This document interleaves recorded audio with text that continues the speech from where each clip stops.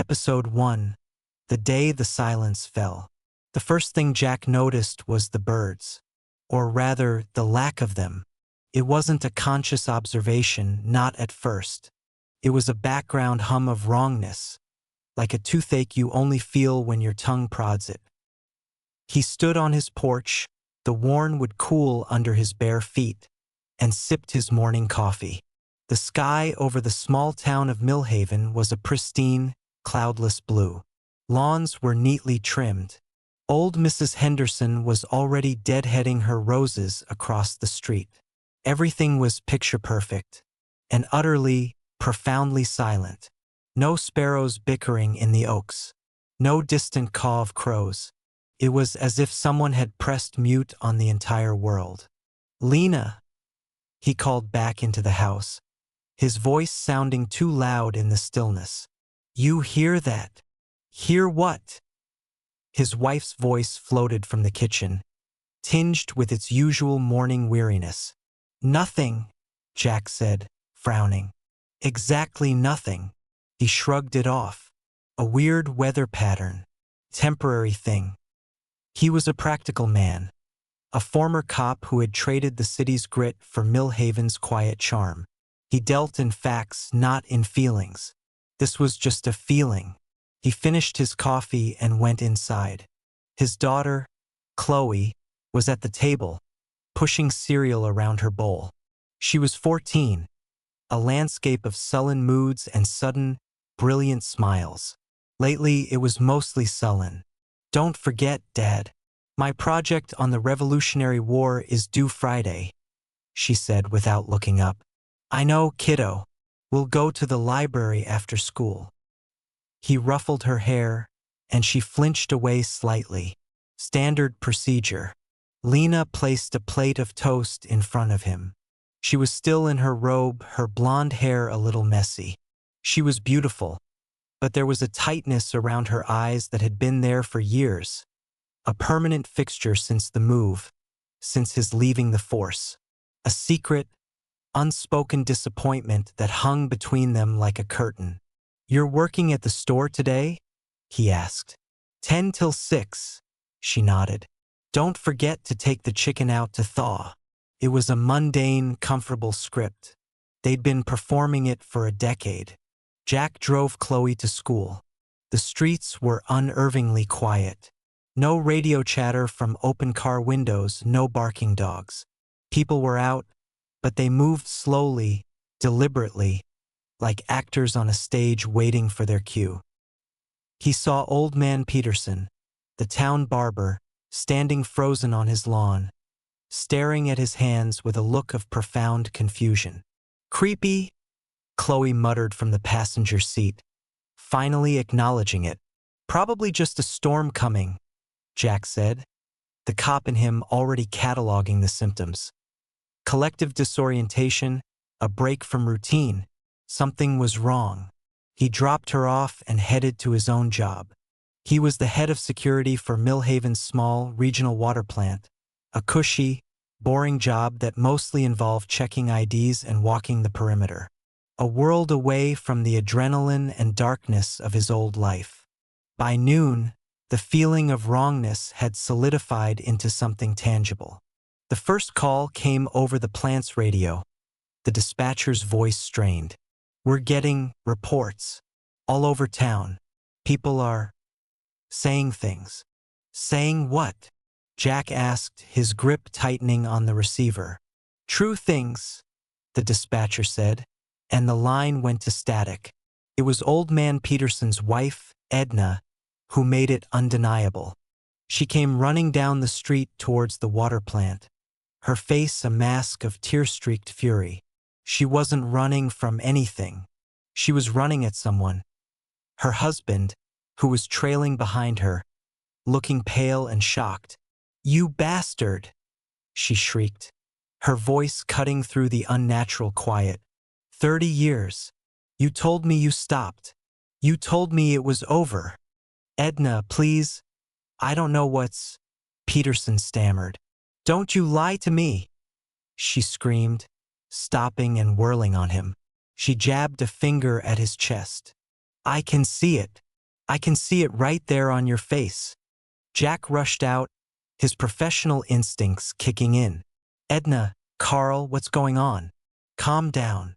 Edna turned her wild eyes on Jack. "He's been gambling again. For years. He lost our Florida money. It's written all over him." Jack looked at Carl Peterson. The man was trembling, and then Jack saw it. Faint, like a watermark on expensive paper. A ghostly image was forming on the man's cheek. It was shaky, ethereal but unmistakable. The silhouette of a racehorse, its head thrown back in a silent neigh. As Jack stared, words began to curl beneath it, scripted in the same faint, silvery ink. A sure thing this time. Jack felt a cold knot tighten in his stomach. This wasn't hysteria. This was something else. He managed to calm them, a fragile, temporary truce, and sent them home. His mind was racing. A mass hallucination? A chemical in the water? He immediately ordered a full lockdown and battery of tests at the plant. The results came back clean. The chaos spread through the afternoon. A teenager's secret crush on her teacher was emblazoned across her forehead in flowing cursive. A respected town councilman was revealed to be having an affair, the name Susan, and a heart-shaped locket appearing over his own heart. There were no lies. There were no secrets. Every hidden thought, every private shame, every unspoken resentment was rising to the surface of the skin, becoming a public broadcast. They called it the unveiling. But Jack, standing on the steps of the water plant, watching his quiet town descend into a silent, accusatory circus, thought of it as the silence. Because while the truth was screaming from their skin, no one dared to speak anymore. Words were too dangerous. He drove home, his knuckles white on the steering wheel. The town was a gallery of hidden sins. He saw a man with the word coward etched across his knuckles. A woman with a tiny, ghostly image of a crying child on her wrist. It was a nightmare of forced confession. He pulled into his driveway, his heart hammering against his ribs. What would he see on Lena? What would she see on him? He took a deep breath and walked inside. The house was quiet, too quiet. Lena was standing by the kitchen sink, her back to him. She was staring out the window. "Lena," he said softly. She didn't turn. "Chloe's in her room. She saw something on a friend at school. She's upset." Jack approached her slowly. Are you okay?" Lena finally turned. Her face was pale but clear. No ghostly writing. No damning images. Just the same tired, beautiful face. A wave of relief so powerful it made him dizzy washed over him. "I'm fine," she whispered, but her eyes were fixed on him, wide and searching. "Jack? Your neck." He froze. He hadn't felt anything. No itch, no warmth. He slowly walked to the hallway mirror, dread a cold stone in his gut. He tilted his head, and there it was, just above the collar of his shirt, on the tan skin of his neck. It was faint, still forming, like frost on a window pane. It was an image, small, detailed, chillingly clear. Toy robot. One of its arms was broken off. He knew what it was instantly, a relic from another life. A secret he had buried so deep he'd almost convinced himself it never happened. The truth, his truth, was beginning to surface. The silence had found him, and it was just getting started. Episode 2. The Weight of a Toy. For a long moment, Jack just stared at the reflection of the broken robot. It wasn't a photograph. It was more like a memory etched in silver smoke, its edges blurring into his skin. He felt a cold sweat break out on his back. A primal fear that had nothing to do with the chaos outside and everything to do with the chaos within. He could feel Lena's eyes on him, a silent question hanging in the air, thick and heavy as fog. "It's nothing," he said. the lie tasting like ash in his mouth. He pulled his collar up, a futile, instinctive gesture. Must be some kind of reaction. A rash. Lena didn't call him on it. She just kept looking at him, and in her eyes, he saw the same calculation he used on suspects for 10 years. She was weighing his truth. The silence hadn't marked her, but it had given her a new lens, and she was looking through it right at him. "A rash that looks like a broken toy?"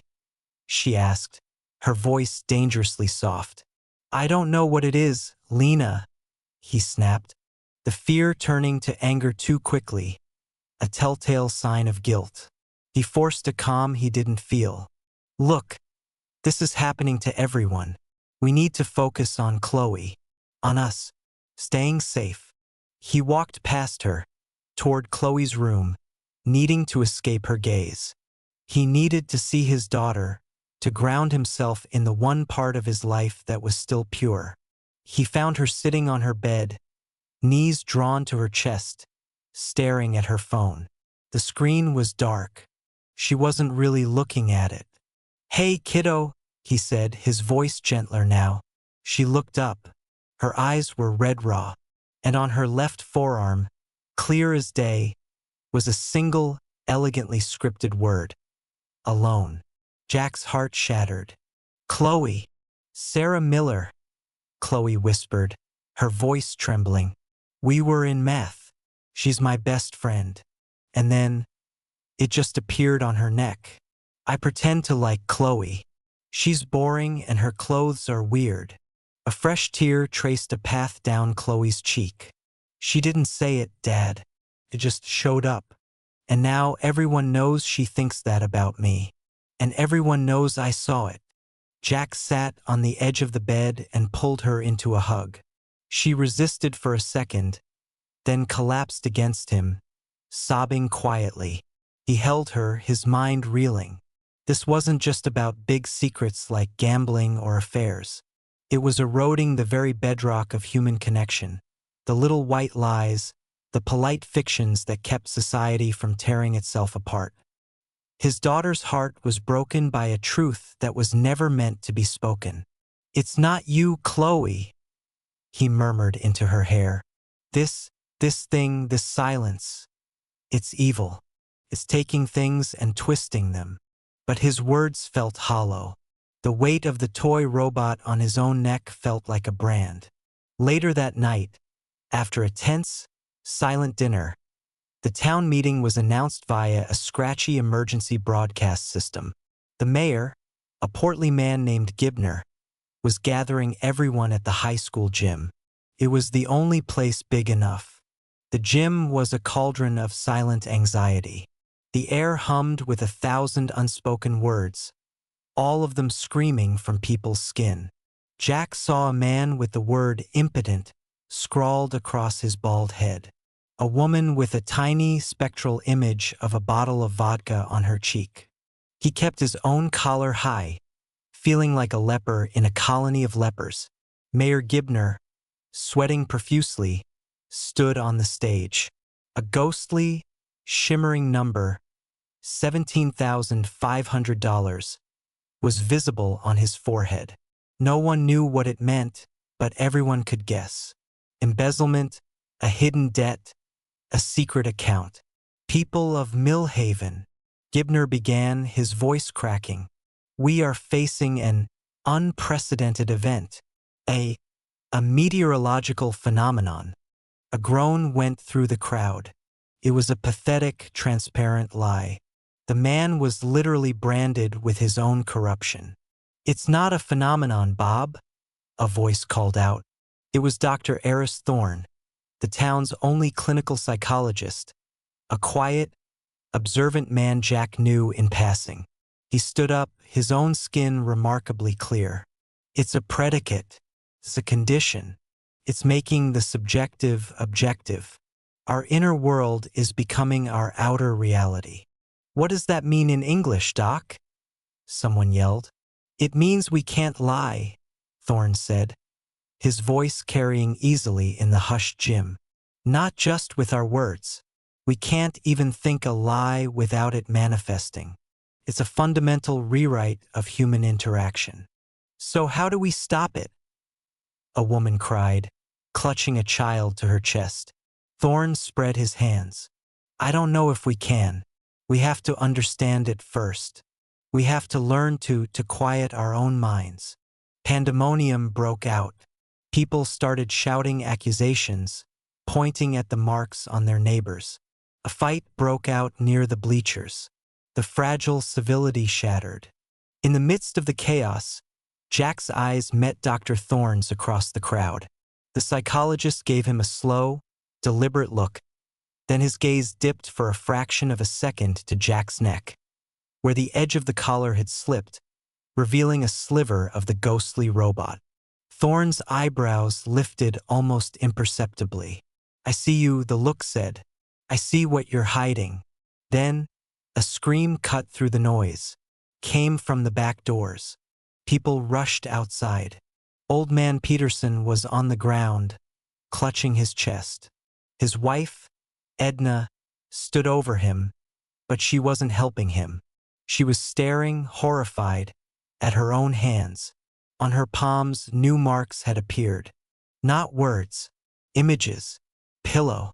And pressed into the pillow, the faint, screaming face of her husband. She hadn't just discovered his secret. The silence had just revealed hers. A secret buried desire. A wish for him to be gone. Carl Peterson died on the way to the clinic. The official cause was a massive heart attack. But everyone knew the real cause. The truth had literally scared him to death. That night, lying next to a silently weeping Lena, Jack understood. The silence wasn't just revealing the past. It was making the present unbearable and foreclosing the future. It was feeding on their pain, their shame, their fear. And as he lay there, paralyzed by his own hidden truth, he felt a new, terrifying sensation. A faint, cold itching on his wrist. He slipped out of bed and into the bathroom, locking the door. In the dim light, he looked. A new mark was forming. This one was different. It wasn't a memory. It was a symbol. A single, stark, black eye, rendered in the now familiar spectral ink. It was looking right at him, and it didn't feel like it was from his past. Felt alien, observant, hungry. The silence had a face, and it was watching him. Episode 3, The Black Eye and the Hollow Man. The black eye on his wrist didn't fade. Unlike the toy robot, which seemed to ebb and flow in clarity like a half-remembered dream, the eye remained stark and vivid. It felt cold to the touch, a permanent chill seeping into his skin. It was a brand, a mark of attention from the thing that had devoured Millhaven's sound. Jack became hyper-aware of it. He wore a watch with a thick leather band to cover it, but he could still feel its gaze, a phantom pressure against his pulse point. It was a constant reminder that he was no longer just a victim of the silence. He was a subject of its study. The town, in the days that followed Carl Peterson's death, underwent a grim transformation. The initial chaos subsided, replaced by a brittle, paranoid order. People moved through the streets like ghosts, eyes averted, trying not to see the secrets scrawled on their neighbors, trying not to think the thoughts that would brand themselves onto their own skin. It was a collective act of mental suppression, and it was exhausting. Dr. Eris Thorne became the unofficial leader.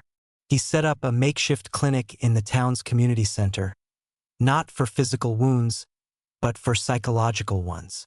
Jack found himself drawn there, not as a patient, but as a former cop.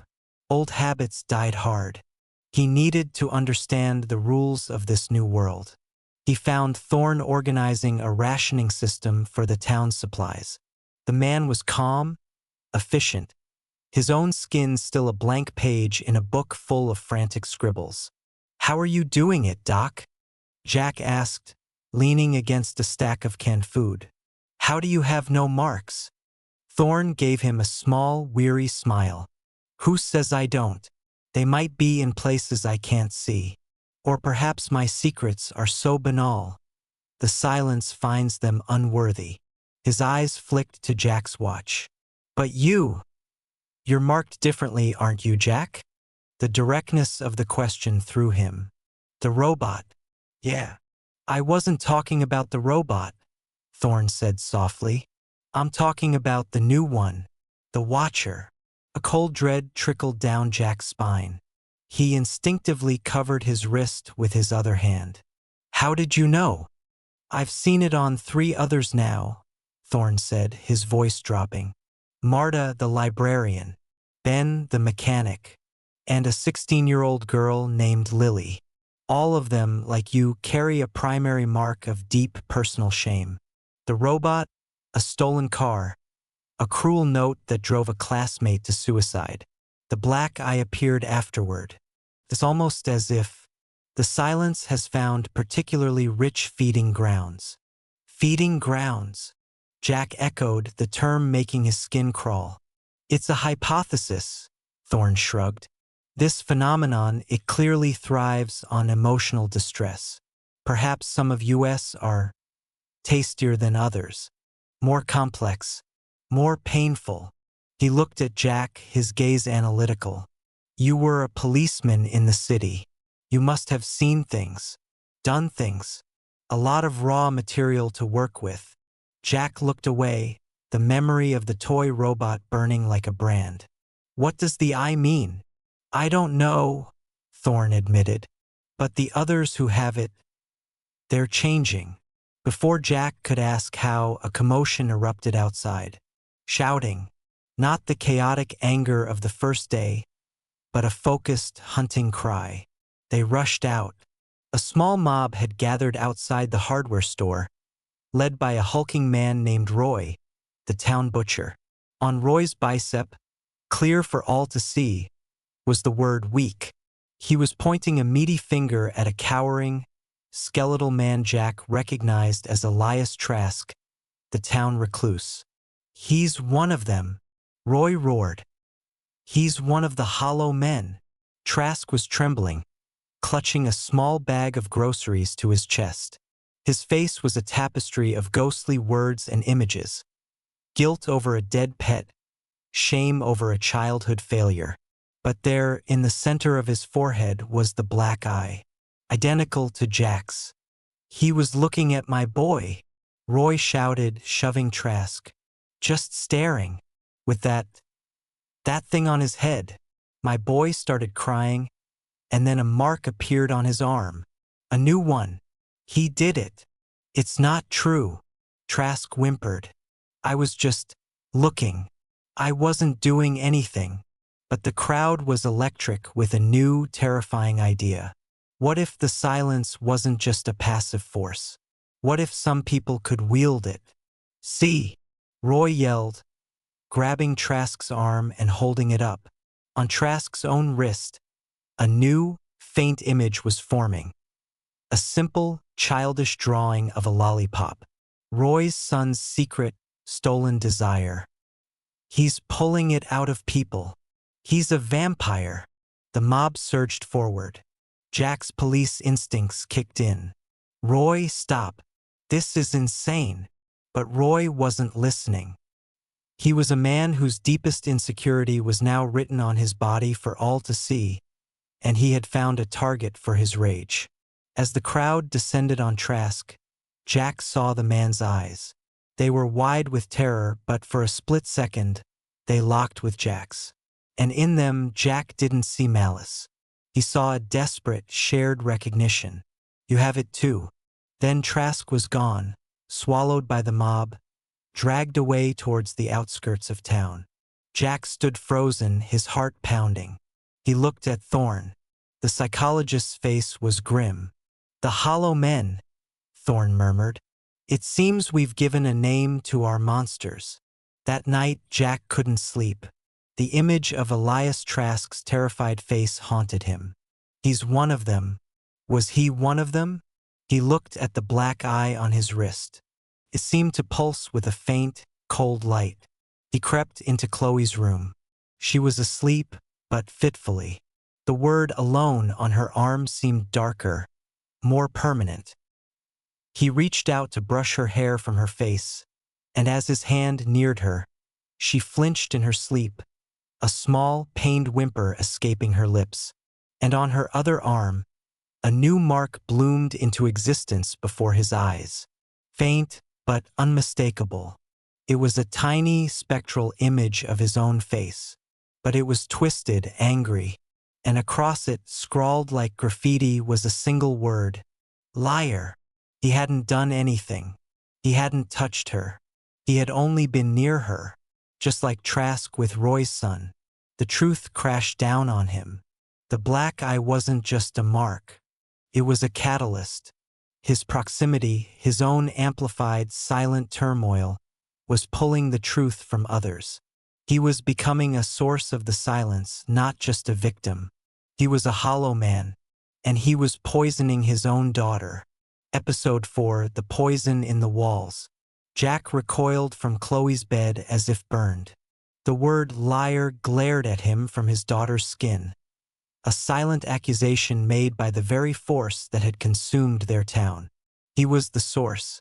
His hidden truth, the shame of the broken robot, was a poison seeping out of him, infecting the air around him, hurting the one person he loved most.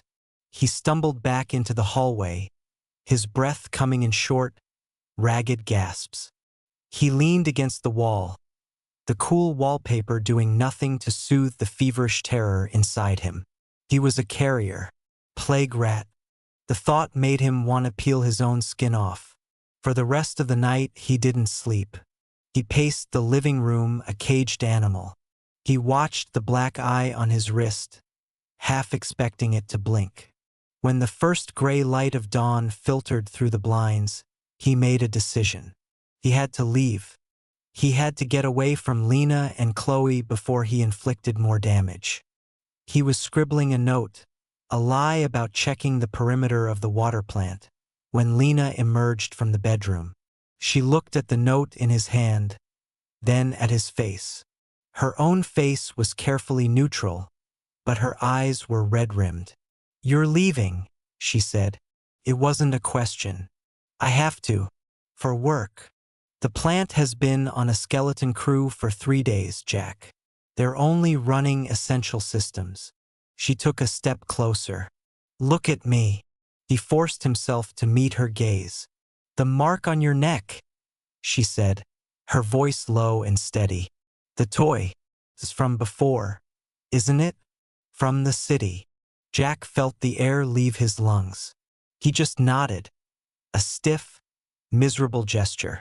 "And this new one," she continued, her eyes flicking to the watch on his wrist. "The one you're hiding. It's different. It's active." She hugged herself. "Chloe woke up crying last night. She had a nightmare about you. And when I went to comfort her, I saw the new mark. The one of your face. Lena, did you do that to her, Jack?" The question was a whisper, fraught with a fear greater than any the outside world could offer. "Did you put that on her?" "I don't know," he choked out. "I think my being near her does it. I think I'm making it worse." The confession hung between them. The truth, finally spoken aloud, was somehow more terrible than any spectral writing. Lena's composure cracked. A single tear traced a path down her cheek. "Then what do we do?" "I have to go to Thorne," Jack said. "He's seen this before. He called us hollow men. Maybe he knows something." "Us?" Lena asked, her voice sharp. Jack didn't answer. He just turned and walked out the door, into the silent, judging morning. He felt the weight of the black eye like a shackle. He was no longer just trying to survive the silence. He was trying to survive himself. Episode 5: The Council of the Cursed. Dr. Thorne's makeshift clinic had become a fortress of sanity. He wasn't surprised to see Jack. He simply nodded towards a back room, formerly a janitor's closet, now a private consultation space. Inside, two other people waited. Marta, the librarian, a frail woman in her 60s who clutched a leather-bound book to her chest like a shield.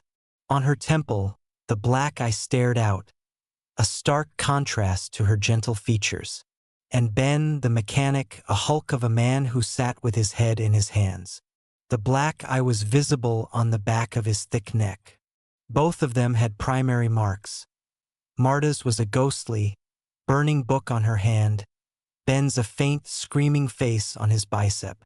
"You felt it," Thorne said, closing the door. It wasn't a question.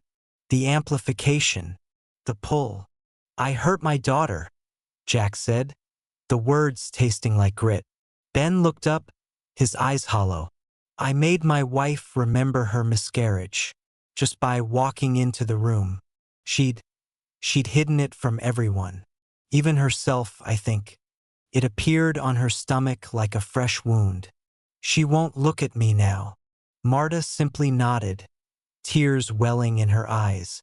"The children at the library, they are so full of bright, simple secrets. A hidden candy, a found feather. When I get near, their skin lights up with them. They look at me like I'm a witch. What is happening to us?" Jack demanded, turning to Thorne. "Why are we different?" Thorne leaned forward, his elbows on his knees. "My theory is evolving. The silence isn't a blanket phenomenon. It's a sentient pressure. Tests everyone. Most people, it simply reads. Their secrets rise to the surface and linger. But a few of us, we have secrets with deeper roots. Secrets intertwined with profound shame, trauma, or grief. The kind of truths that define a life." His eyes moved from the burning book on Marta's hand, to the screaming face on Ben's arm, to the spot on Jack's neck where the robot was hidden under his collar. "For you, the pressure found a crack, a fault line in your psyche. It didn't just read you, it burrowed into you. The black eye is a symbol of that connection. You're not just broadcasting your own truth anymore. You're acting as a focal point, amplifying the silence around you, forcing the truths of others to the surface more violently." "So we're what? Speakers for this thing?" Ben asked, his voice thick with disgust. "In a sense," Thorne said, "you are its most efficient tools. And the town, led by men like Roy, has already figured that out. They fear you, and they will come for you." As if on cue, a loud bang echoed from the front of the community center. Voices, angry and afraid, raised in a chant. "No more hollow men. Bring them out." Jack's cop mind assessed the situation instantly. They were trapped. The back door was their only way out. "This way," Thorne said, his calm finally cracking at the edges. He led them through a maze of storage rooms to a rear exit that opened into a narrow alley. "Where do we go?" Marta whispered, her voice trembling. "They'll find us at home." Jack thought of Lena and Chloe. He couldn't lead this mob to his doorstep. He thought of the one place in town that was already associated with shame, with things best forgotten. The one place no one in their right mind would go anymore. "The water treatment plant," Jack said. "The old filtration building. It's empty, locked, and on the edge of town. No one will look for us there." They slipped into the alley, for cursed figures, hunted by their own neighbors, carrying the very thing everyone feared inside them.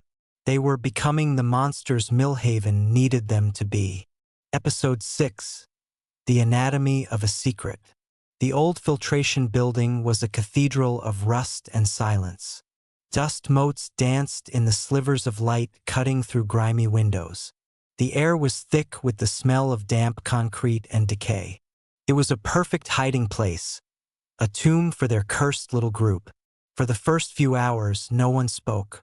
The weight of their new reality was too heavy. Ben paced like a trapped bear. Marta sat in a corner, reading her book, her lips moving soundlessly. Thorne observed them all, a scientist studying his doomed lab rats. Jack finally broke the silence. He looked at Marta. The book, on your hand. It's burning. Marta flinched, covering the mark with her other hand. It's not just a book, she whispered. It was a first edition. Belonged to the library. Patron donated it. Very rare. Very valuable. She took a shaky breath. My husband was sick. The medical bills. I sold it. I told the library it was stolen. I let the suspicion fall on a young boy who used to come in. He was questioned by the police. His family moved away. She looked up, her eyes full of a decades-old torment. I told myself I had no choice, but the silence doesn't care about choices. Only truth. Next, Jack looked at Ben. The face on your arm. Who is it? Ben didn't look up. My younger brother. We were messing around on the train tracks. I dared him to outrun a freight train. He didn't make it. A single massive tear dripped onto the concrete floor. I told everyone he slipped, that it was an accident. I've carried his screaming face in my head every day for 20 years. Now I carry it on my skin for everyone to see. The room fell silent again. The confessions hung in the air, raw and painful. They were all bound by the same currency.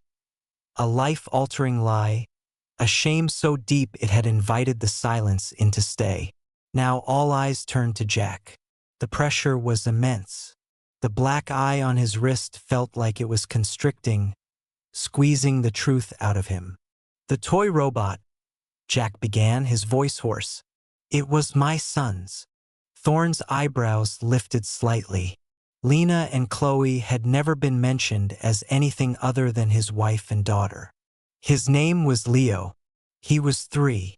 Jack's vision blurred, the rusted machinery in the room swimming before him.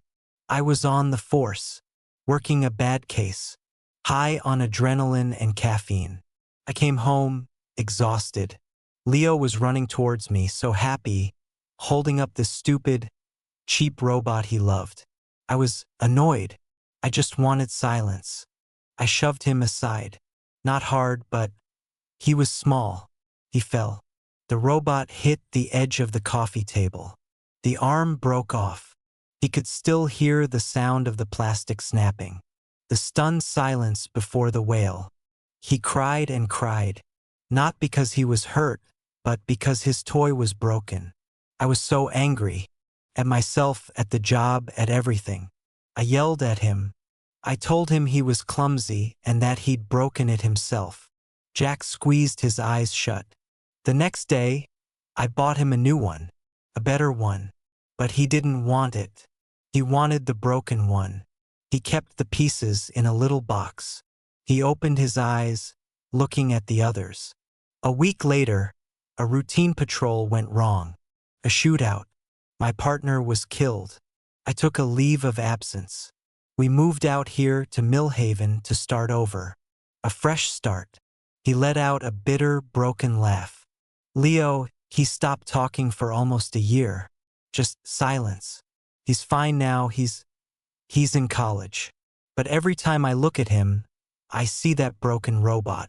I see the moment I broke his hero. The moment I became a liar. The confession was out. The core of his shame exposed.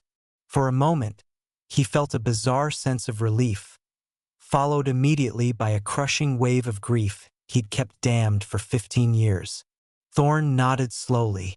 The foundational lie. Not the lie you told others, but the lie you told yourself. That you were a good man. The silence doesn't just reveal facts, Jack. It reveals character. Just then, a small, faint noise came from the far end of the building. A scuffling sound. All 4 of them froze. Ben was on his feet instantly, grabbing a rusted pipe. Who's there? Jack called out, his cop voice back, hard and authoritative. From behind a large, dormant pump, a figure emerged. Small, shaking, clutching a backpack. It was the 16-year-old girl Thorne had mentioned. Lily. On her forehead, the black eye stared back at them. And on her cheek, her primary mark, a single, ghostly, purple flower. She looked at their little group of monsters, her eyes wide with fear and a flicker of desperate hope. "They're looking for you," she whispered. "Roy and the others. They have a list." Episode 7, The List and the Flower. Lily was a ghost of a girl, all sharp angles and wide, fearful eyes. She huddled near Marta, who instinctively put a protective arm around her. The presence of another hollow man, especially one so young, changed the chemistry in the room. They were no longer just a council of the damned. They were a refuge. "What list?" Jack asked, his voice low. Lily flinched at the directness. "Roy, he's been going house to house. He has a notebook. He's writing down the names of everyone who has the black eye. He says you're the reason the silence won't leave. He says if he gets rid of you, the town will go back to normal." Ben cursed, his grip tightening on the pipe. "He's building a damn hit list." "How many names?" Thorne asked, his voice calm but urgent. "I don't know. A dozen, maybe more. He came to my house. My dad." He showed him the mark on my cheek. She touched the ghostly purple flower. "My dad told him to leave." They argued. But I saw the look in my dad's eyes. He was scared. Of me. Her voice broke. "What is the flower, child?" Marta asked gently. Lily swallowed hard. "It's a lily of the valley. My name." She took a shaky breath.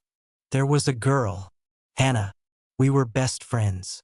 We did everything together. But in 8th grade, she started getting popular. She started leaving me out. I was so angry, so jealous." A tear traced a path through the dust on her cheek. "I started a rumor. I said she had stolen money from the teacher's wallet. It wasn't true, but everyone believed me. She was suspended. Her family was shamed. They moved away that summer." She looked at the floor. "The day they left, I saw her in her car. She was crying. And she was holding a single lily of the valley I'd given her for her birthday the year before. She just held it and cried." The room was silent. Each of their marks was a story of a profound, personal betrayal. A broken trust that had shattered a life. "Roy knows about this place," Lily added, her voice barely a whisper. "I heard him talking. He said the former cop would go to a place he knew. A secure location." Jack's blood ran cold. He had been predictable. Of course Roy would think of the water plant. They weren't safe. As if summoned by the thought, the sound of engines and slamming car doors echoed from outside. Voices louder now, more organized. "Jack, we know you're in there." Roy's voice boomed, amplified by the stillness. "Come out. Bring the others. It's time to cleanse this town." Ben ran to a window, peering through a crack in the boards. "There's at least 20 of them. They have tools. Crowbars, a sledgehammer." Panic, cold and sharp, gripped the group. They were trapped. "There's another way out," Jack said, his mind racing. "The overflow tunnel. It leads to the river. It's small, cramped, but it's clear." "We can't outrun them," Ben argued. "They'll just follow." "We don't need to outrun them," Jack said, a desperate plan forming. "We need to split up, cause a distraction." He looked at Thorne. "Doc, you and Marta take Lily. Get to the woods on the other side of the river. Find a place to hide." "What about you?" Thorne asked. Jack looked at Ben. The big man met his gaze and gave a grim, determined nod. "We're going to give them a show," Jack said. "We're going to give them exactly what they're afraid of." Episode 8. The Amplification. The main door of the filtration building shuddered under a heavy blow. The wood splintered around the lock. Now! Jack yelled. Thorn, Marta, and Lily scrambled towards a rusted hatch in the floor that led to the overflow tunnel. Marta gave Jack one last, terrified look before disappearing into the darkness below. Jack turned to Ben. You ready to be a monster? Ben grunted. Might as well lean into it. They positioned themselves on either side of the door. Jack took a deep breath, focusing not on suppressing his shame, but on embracing it. He let the memory of the broken robot fill his mind. The sound of the plastic snapping, Leo's wail, the crushing weight of his own failure. He felt the black eye on his wrist throb, a conduit opening. The door burst open with a final, savage crash. Roy stood silhouetted in the doorway, a sledgehammer in his hands, his face a mask of righteous fury. Behind him, a crowd of a dozen men and women, their own skin a gallery of exposed secrets, their fear transformed into aggression. There! Roy roared, pointing at Jack. But then he stopped. His eyes widened. The men behind him gasped and took a step back. Jack and Ben weren't hiding. They were standing in plain sight, and from them, a wave of something was emanating. It was a pressure, a static charge in the air. The marks on the mob began to move. The ghostly words writhed. The images flickered and intensified, burning brighter, becoming more detailed, more painful. A man with the word coward on his knuckles cried out as the letters deepened, turning from silver to a bloody crimson. A woman with a tiny image of a lost wedding ring on her finger gasped as the ring seemed to constrict, digging into her skin. Jack was focusing his entire being, his entire history of shame, through the black eye. He was amplifying the silence, turning the volume up to 11. He was making their own truths unbearable. Stop it! A woman shrieked, clawing at her own arm where a new mark was forming. A memory of a childhood humiliation she'd locked away for 40 years. Roy staggered, dropping the sledgehammer. He clutched his chest. The word weak on his bicep wasn't just a word anymore. It was a diagnosis, a verdict, etched into his flesh with searing light. He could feel the truth of it in his bones, a weakness of character, of spirit, that he had spent his whole life trying to bury under a layer of bluster and muscle. You see, Jack said, his voice low but carrying through the chaotic room. He wasn't shouting. He didn't need to. This is what you're chasing. This is what we are. We don't create your secrets. We just force you to feel them. Ben took a step forward, and the crowd recoiled as one. The screaming face on his bicep seemed to open its mouth in a silent, eternal wail of terror and regret. The mob didn't see a man anymore. They saw their own deepest fears given form. It was too much. The hunt, the bravery born of mob mentality, shattered under the weight of their own amplified pain. One man turned and fled, then another and another, stumbling out into the daylight, screaming and clutching their heads and their marked skin. Roy was the last to leave, backing away, his eyes wide with a terror greater than any he had ever known. He wasn't afraid of Jack. He was afraid of the truth that Jack had unlocked inside him. When they were gone, the pressure in the room vanished. Jack slumped against a wall, drained, his body trembling with exertion. Ben was breathing heavily, sweat pouring down his face. They had won. They had fought back not with fists, but with the very curse that defined them. But as Jack looked at the shattered doorway, at the world outside that now knew the full extent of their power, he knew the victory was temporary. They were no longer just fugitives. They were confirmed monsters. And the world, even a small, silent one like Millhaven, has a way of dealing with monsters. Episode 9, The Refuge in the Deep Green. The woods on the far side of the river were a different world. The oppressive, curated silence of Millhaven was replaced by the natural sounds of life, The rustle of leaves, the chirp of insects, the distant call of a bird. It was a profound relief, like coming up for air after being held underwater. Thorn, Marta, and Lily had found a small, dry cave hidden by a thicket of blackberry bushes. They were waiting there when Jack and Ben arrived, their faces pale with exhaustion and residual adrenaline. "You're alive?" Marta breathed, her hand flying to her chest. "Barely," Ben grunted, sinking to the ground and leaning his head back against the cave wall. We showed them what their damn truth really feels like." Thorn listened intently as Jack recounted what happened.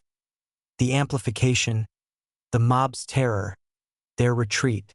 The psychologist's expression was grim. "You weaponized it. A necessary evil, perhaps, but you've confirmed their worst fears. You are no longer just cursed men. You are warlocks in their eyes. What choice did we have?" Jack snapped, the stress fraying his nerves. "Let them drag us out and— What? Execute us? I have a family to get back to." The mention of family hung in the air. Lily drew her knees tighter to her chest. Marta looked away. "Our families are part of the world we can no longer safely touch, Jack," Thorn said softly. "Every moment near them is a potential assault. You learned that with Chloe. The truth of it was a physical blow." Jack thought of the word liar on his daughter's arm. He was protecting them by being here in this cave, hunted like an animal. "We can't stay here forever," Ben said. "We have no food, no supplies." "I may have a solution," Marta said quietly. All eyes turned to her. "My sister. She lives in North Creek, the next town over. It's only 20 miles away. She never approved of my marriage. We haven't spoken in years." She looked at the burning book on her hand. "There is no love lost between us, but there is no deep, painful secret either. Just indifference. The silence may not have reached there, or if it has, the connection is weak." "A 20-mile walk through unknown territory," Jack mused, the cop in him assessing the risk. "We don't know the state of the world outside Millhaven." "We know the state of the world inside it," Ben countered. "It's a prison. I take my chances with the unknown." A consensus formed, fragile but determined. They would rest for the night and set out at first light. North Creek was a gamble, but it was the only bet on the table. As dusk fell, Jack took the first watch, sitting at the mouth of the cave. The black eye on his wrist was quiet, the chill subdued. He had controlled it. He had used it. The realization was both terrifying and empowering. He was learning to play the instrument of his own damnation. Episode 10. The Bleeding World. The forest was a death trap of truth. They moved in a single file, Jack leading, Ben taking the rear. For the first few miles, it was just a difficult hike. But as they moved farther from the river, the influence of Millhaven began to wane, and something else took its place. It started subtly. A squirrel, frozen on a branch, had a faint, shimmering image of a stolen nut hidden in a knot of wood projected on its fur. A deer they startled had the ghostly silhouette of a wolf bite, a memory of a past terror, visible on its haunch. The silence. "It's not just in town," Lily whispered, her voice full of awe and horror. "It's spreading," Thorn said, his scientific curiosity battling with dread. "Or perhaps we're simply moving through its growing radius. It's not a contained event. It's a contagion." The marks on the animals were simple, primal: fear, hunger, possession. But as they neared the edge of the county, they found the first human evidence of the spreading plague. An abandoned car was parked crookedly on a dirt road. The driver's side door was open. On the hood, a message was scrawled in the now familiar spectral ink, but this one was different. It wasn't a passive truth. It was a confession, written intentionally. I left him. I couldn't carry him anymore. Further down the road, they found a makeshift campsite. The fire was cold. And on a tree trunk, another message, this one bleeding, the letters less distinct, as if the writer's control was failing. The quiet eats your mind. The world is bleeding, Doc, Ben said, his voice low. It's not just us. Thorne didn't answer. He was staring at his own hand. A faint, silvery line was forming across his palm. It was small, insignificant. A paper cut from a forgotten book? A petty lie about enjoying a student's presentation? He closed his hand into a fist, hiding it. Jack saw it. The unflappable Dr. Thorne was not immune. He was just better at suppression. The discovery was deeply unsettling. If Thorne fell, they would truly be lost. Episode 11, The Scout. North Creek came into view from a ridge overlooking the town. It looked normal. Cars moved on the streets. People walked on the sidewalks. There were no obvious signs of the spectral plague. Hope, fragile and desperate, bloomed in Jack's chest. We need to be careful, he said. We can't just walk in. We don't know what they know. I'll go, Lily said. They all looked at her, surprised. I'm just a kid, she shrugged. I look less threatening. And my mark. She touched the lily on her cheek. It's small. I can cover it with my hair. If their silence is weak, they might not even notice. It was a brave offer and a smart one. After a tense discussion, they agreed. They would wait in the woods at the edge of town. Lily would go to the public library, use a computer if they were working, and try to get a sense of the outside world. She would find Marta's sister's address and just observe. They watched her walk down the hill, a slight figure growing smaller, until she was absorbed by the outskirts of the town. The wait was agony. Hours ticked by. The sun began to dip towards the horizon. Something's wrong, Ben finally growled. She should have been back by now. Just as panic was about to set in, they saw her. She was running, her face pale, her breath coming in ragged sobs. She stumbled into their hiding place, collapsing against Marta. They know, she gasped. They all know. It's not like Millhaven. It's worse. Worse? How? Jack demanded, helping her to sit. The marks, they're not just on skin, she panted, her eyes wide with terror. They're on everything. The news is on the TV, but the headlines, they change. They show true headlines about the anchors, about the politicians. Lies they've told, things they've done. The internet is the same. It's a flood of truth. The whole world is unveiling. A new, profound dread settled over the group. This wasn't a local quarantine. This was an apocalypse. And my sister? Marta asked, her voice trembling. Lily looked at her, tears in her eyes. I saw her house. It's marked. The whole front door is covered in writing. It says, I wished you had died instead of Mother. Marta let out a small, wounded sound and turned away. There's more, Lily said, her voice dropping to a whisper. I saw a man.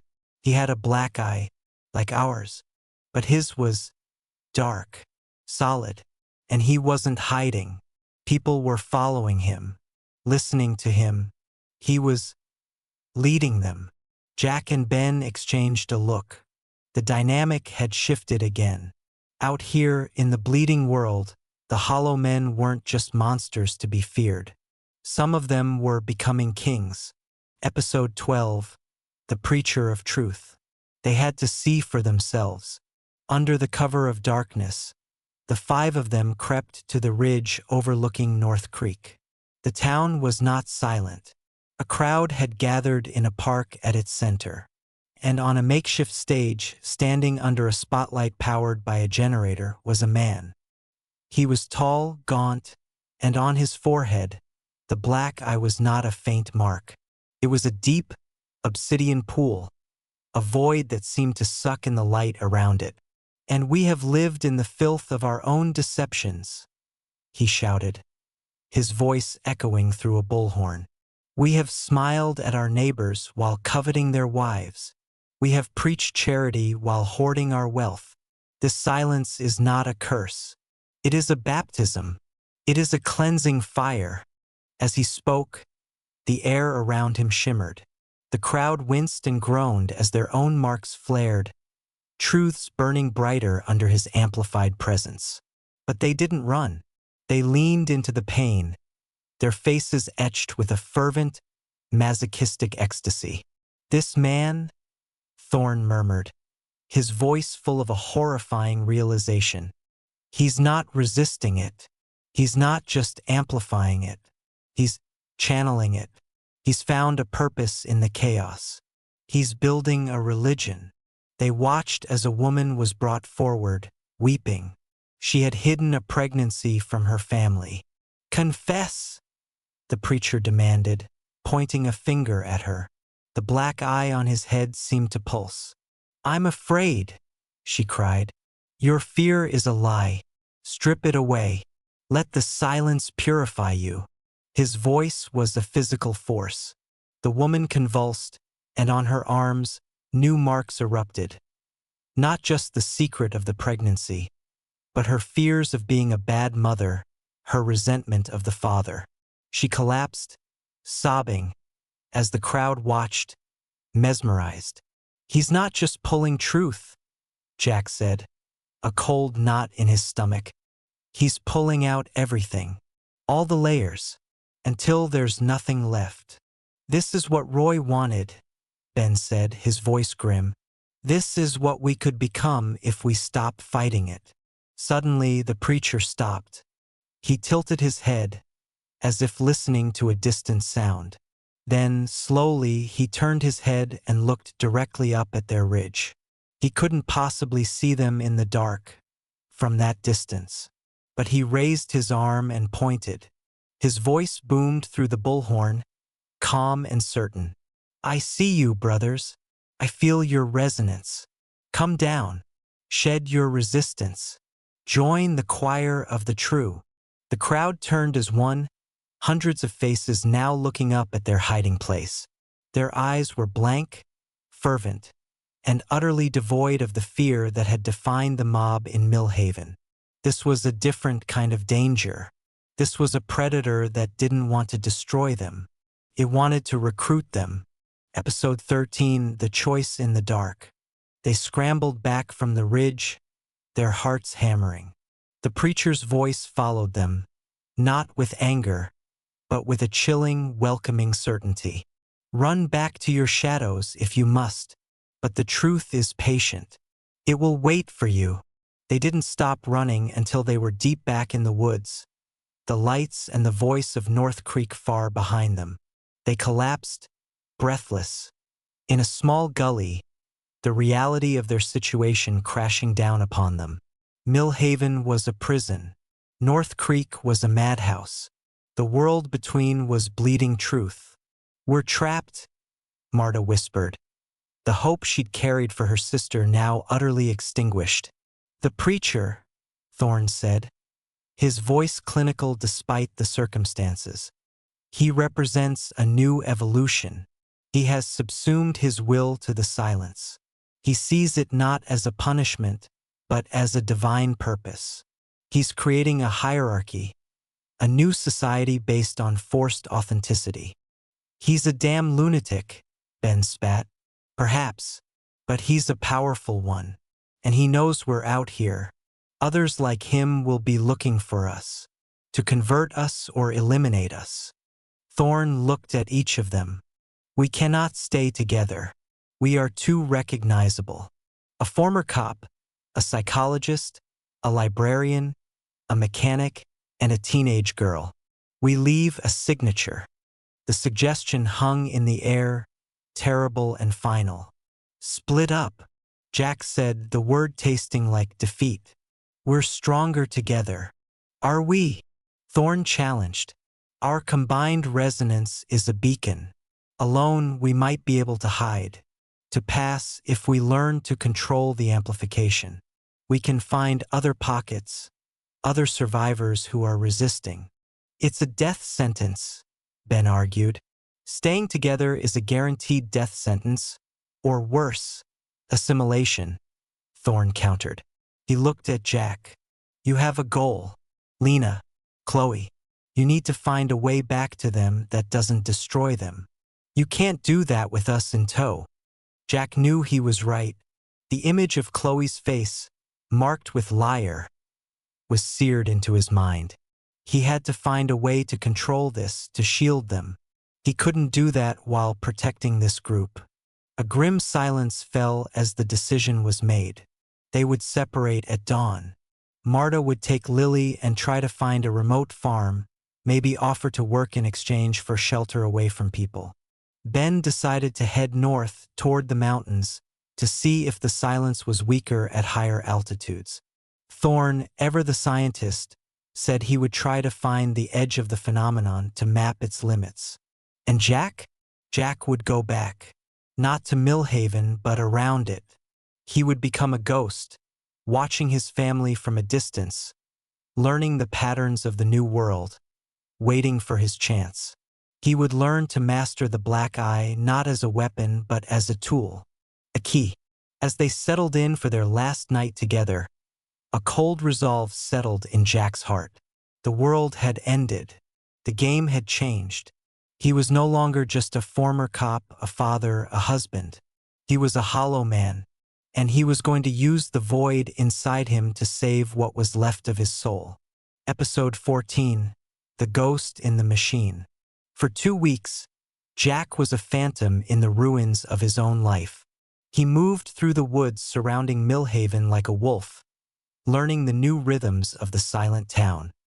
He watched his house from a ridge a half-mile away through a pair of binoculars he'd scavenged from an abandoned car. Lena and Chloe were prisoners in their own home. He saw them through the windows. Lena tending a small vegetable garden in the backyard, Chloe reading on the porch. They moved with a careful, deliberate slowness, as if a sudden movement might attract attention. They rarely left, and when they did, it was together, their heads down, avoiding the gaze of their neighbors. The town itself had stabilized into a grim dystopia. Roy and his followers, now calling themselves the Cleansing Committee, patrolled the streets. They didn't hunt with rage anymore, but with a cold, bureaucratic efficiency. Their own marks were now worn like badges of honor, proof they had nothing left to hide. They had embraced the pain and now administered it to others. Jack focused all his will on the black eye. He practiced. He would find a lone deer and project a single focused thought, not a painful memory, but a simple primal urge to move away. First, nothing happened. Then, after days of agonizing concentration, the deer would startle and bolt, a faint image of a predator's shadow flickering on its flank for a mere second. He was learning to fine-tune the amplification, to use a scalpel instead of a sledgehammer. His own mark, the toy robot, had become a permanent silvery scar. He no longer hid it. It was a part of him now, the engine of his curse and his power. One evening, he saw a change in the pattern. A black van, sleek and alien amidst the town's dusty pickup trucks, rolled slowly down his street. It stopped outside his house. The Cleansing Committee emerged, led by Roy, but they were accompanied by a man in a crisp, dark suit. A man whose skin was utterly, impossibly clear. The man didn't have the haunted, brittle look of the other townspeople. He carried an aura of calm authority. He looked at Jack's house not with fear or anger, but with analytical interest. Roy pointed at the house, then gestured broadly, explaining the situation. The man in the suit nodded, then took a small, metallic device from his pocket. He pointed it at the house, and a soft, blue light scanned the building from roof to foundation. A cold, sick feeling twisted in Jack's gut. This was not a local mob. This was something else. Something organized. The man in the suit put the device away, spoke a few words to Roy, and got back into the van. It drove away, leaving Roy looking strangely subordinate. They weren't just surviving the silence. Someone was studying it. Episode 15, The Architect of Truth. Driven by a new, urgent fear, Jack broke his own rule of distance. He had to get closer. He had to know. Under the cover of a moonless night, he slipped back into Millhaven. The town was a graveyard. Curfews were enforced by the committee. He moved from shadow to shadow, a ghost in his own hometown, until he reached the water treatment plant. It was no longer abandoned. The fence was repaired, topped with razor wire. A generator hummed somewhere inside the main building, and light shone from the windows. The black van was parked outside. This was their base. The outsiders. Jack found his old access point, a loose ventilation grate near the back of the old filtration building, hidden by overgrown ivy. It led into a narrow maintenance crawlspace. He moved through the dusty darkness, the familiar scent of rust and concrete filling his nostrils. He followed the sound of voices to a vent that opened into the main control room. Peering through the slats, he saw a scene that made his blood run cold. The room had been transformed into a high-tech lab. Monitors displayed scrolling data and real-time video feeds of townspeople in their homes, their spectral marks clearly visible and being cataloged. Roy stood near the door, looking like a guard dog waiting for a command. And in the center of it all was the man in the suit. He was studying a large screen that displayed a complex, shimmering energy map. At its center was a pulsating, black nexus. The source. "It's beautiful, isn't it?" the man said, not turning around. He had a smooth, cultured voice. A perfect, self-sustaining emotional reactor. We called it Project Veritas, an attempt to create a truth serum for interrogation, a way to end all wars. But we underestimated it. We didn't realize truth could be a predator. He turned now, looking not at the vent, but in its general direction. He knew Jack was there. "Come out, Mr. Evans. I've been expecting you. Your resonance signature is quite distinct." Jack froze. It was a trap, but he was out of options. He pushed the vent open and dropped into the room, landing in a crouch. Roy tensed, but the man in the suit, the architect, waved a dismissive hand. "Don't bother, Roy. He's beyond your pay grade now." The architect smiled. He was younger than Jack had thought, with sharp, intelligent eyes. "Dr. Eris Thorne sends his regards, by the way. He found the edge of the phenomenon just as he intended, and he walked right into our arms. A fascinating mind. His data on the Hollow Man evolution was invaluable." Thorne was captured. The thought sent a spike of despair through Jack. "What do you want?" Jack growled. "The next phase," the architect said simply. The cleansing committee, Roy's little project, was phase 2, social collapse and reorganization. Useful but messy. You, Mr. Evans, and others like you are phase 3, the focal points. You are the key to controlling Veritas, to directing it. Immagine. Instead of this chaotic unveiling, we could target specific individuals, dissidents, enemies of the state. We could make a world where no secret is safe, and we hold the only key. He gestured to the screen. "Your family is safe, Jack. They are under our protection. They can remain that way. All you have to do is agree to work with us, to help us build a more honest world." He was offering a deal. His family's safety in exchange for his soul. He would become the preacher from North Creek, but with the full might of a hidden, terrifying organization behind him. Jack looked at the pulsating black nexus on the screen. He felt the black eye on his wrist, no longer cold, but warm, humming in resonance with the source. He had spent weeks learning to control it, to use it. The architect had just made a fatal mistake. He had brought Jack to the heart of the machine. Episode 16. The Broken Silence. "You want me to control it?" Jack said, his voice low. He took a step forward, his eyes locked on the architect. "To direct it," the architect corrected, a smug smile playing on his lips. "To be a shepherd of truth." Roy took a warning step forward, but Jack ignored him. He focused everything he had.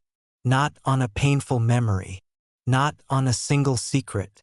He focused on the core of the silence itself, the crushing, unbearable weight of a truth that cannot be spoken.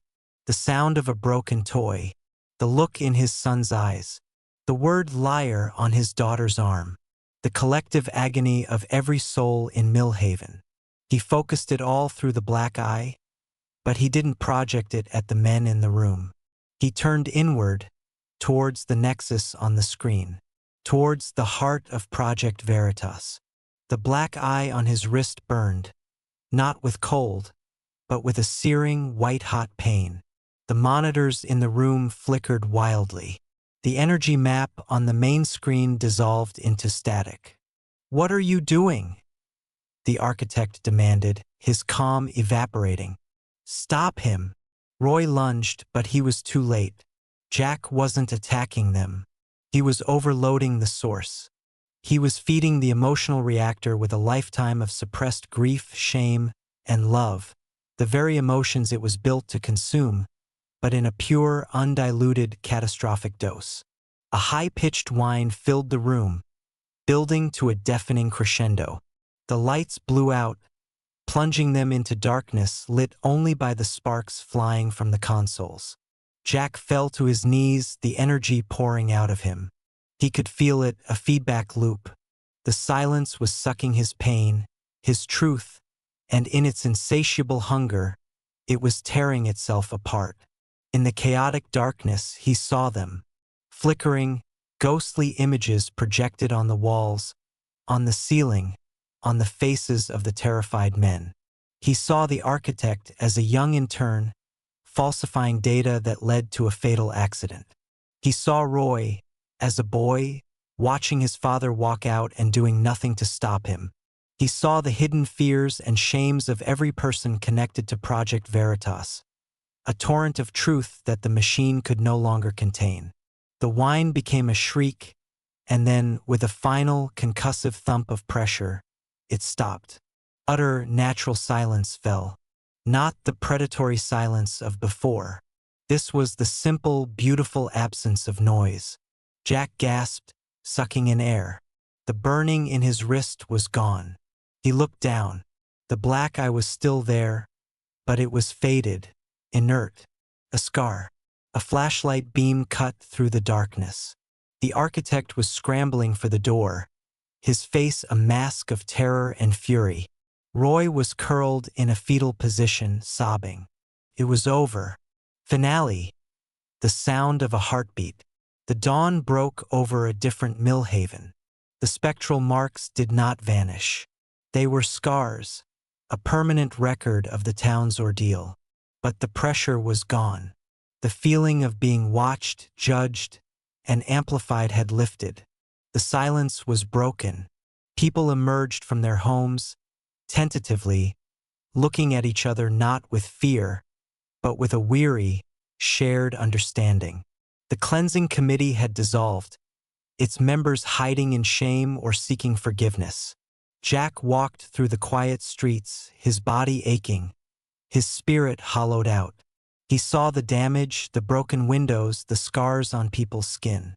But he also saw two neighbors, their arms marked with past grievances, sharing a pot of coffee on a porch, not speaking, just being together. He turned the corner onto his street. His house stood there, bathed in the morning light. The front door opened. Lena stood there. She saw him, and her hand flew to her mouth. Her eyes scanned him, taking in his ragged appearance, his exhaustion.